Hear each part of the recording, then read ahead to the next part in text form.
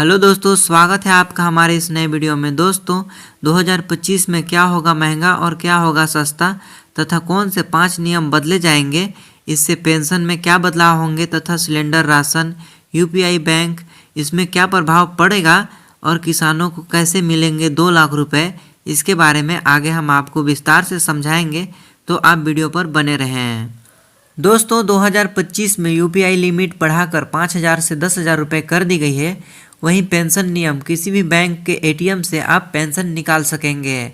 दोस्तों कार की कीमतों में भी 2 से 4% की वृद्धि की गई है तथा किसान का कर्ज बिना गारंटी 2 लाख रुपए तक माफ़ किया जाएगा। इसके अलावा दोस्तों यूपीआई पेमेंट की लिमिट में इजाफा किया गया है।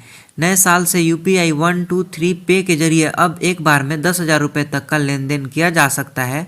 यह सीमा पहले 5,000 रुपये तक ही थी।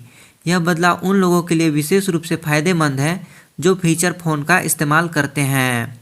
दोस्तों इन बदलावों का उद्देश्य डिजिटल पेमेंट को और अधिक सुलभ बनाना है। यह ग्रामीण क्षेत्रों में रहने वाले लोगों और वरिष्ठ नागरिकों के लिए विशेष रूप से सहायक है। दोस्तों यूपीआई लाइट में भी बदलाव किए गए हैं। यूपीआई लाइट की लिमिट को बढ़ाकर 500 से 1,000 रुपये कर दिया गया है। यह छोटे लेन देन को और आसान बनाएगा। इसके अलावा दोस्तों पेंशन के नियमों में भी बदलाव किए गए हैं। ईपीएफओ पेंशन भोगी अब किसी भी बैंक के एटीएम से पैसे निकाल सकते हैं। यह सुविधा केंद्रीकृत पेंशन भुगतान प्रणाली यानी सीपीपीएस के तहत शुरू की गई है। इससे 78 लाख पेंशन भोगियों को सीधा लाभ मिलेगा। इसके अलावा दोस्तों सीपीपीएस के फायदे भी हैं, जैसे पेंशन भोगियों को अब अपनी पेंशन प्राप्त करने के लिए किसी विशेष बैंक शाखा पर निर्भर नहीं रहना पड़ेगा। इन स्थान बदलने या बैंक बदलने पर भी पेंशन प्राप्ति में कोई बाधा नहीं आएगी। यह प्रणाली पेंशन भुगतान को तेज और सुरक्षित बनाएगी। तीसरा है दोस्तों गाड़ियों की कीमतों में बढ़ोतरी।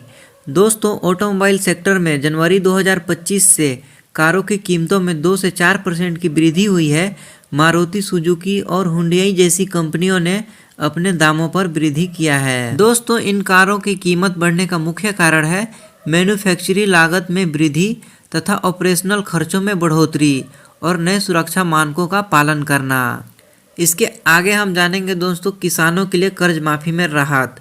अब किसान बिना गारंटी के 2 लाख रुपए तक का कर्ज ले सकते हैं। पहले यह सीमा 1,60,000 रुपये ही थी। यह बदलाव छोटे और सीमांत किसानों के लिए बहुत फायदेमंद साबित होगी। इन नए नियमों के बनने से दोस्तों किसानों को आसानी से कर्ज मिलेगा तथा बढ़ती इनपुट लागत का सामना करने में भी मदद मिलेगी।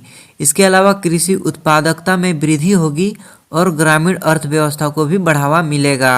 पांचवा है दोस्तों वीज़ा नियमों में बदलाव। Thailand e visa system.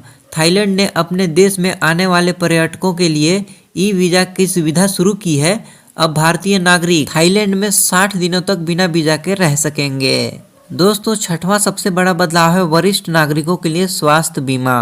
सरकार ने 70 वर्ष से अधिक आयु के सभी वरिष्ठ नागरिकों को आयुष्मान भारत प्रधानमंत्री जन आरोग्य योजना के तहत 5 लाख रुपए तक का स्वास्थ्य बीमा कवर देने का फैसला किया है। दोस्तों इस योजना के कुछ प्रमुख लाभ हैं, जैसे 4.5 करोड़ परिवारों को सीधा लाभ मिलेगा तथा 6 करोड़ वरिष्ठ नागरिकों को कवर किए जाएंगे। आय की कोई सीमा नहीं होगी। पहले से एबीपीएम-जे के तहत कवर किए गए परिवारों को 70+ सदस्यों के अतिरिक्त टॉपअप कर मिलेगा। दोस्तों यह कदम वरिष्ठ नागरिकों के स्वास्थ्य संबंधी खर्चों को कम करने में मदद करेगा।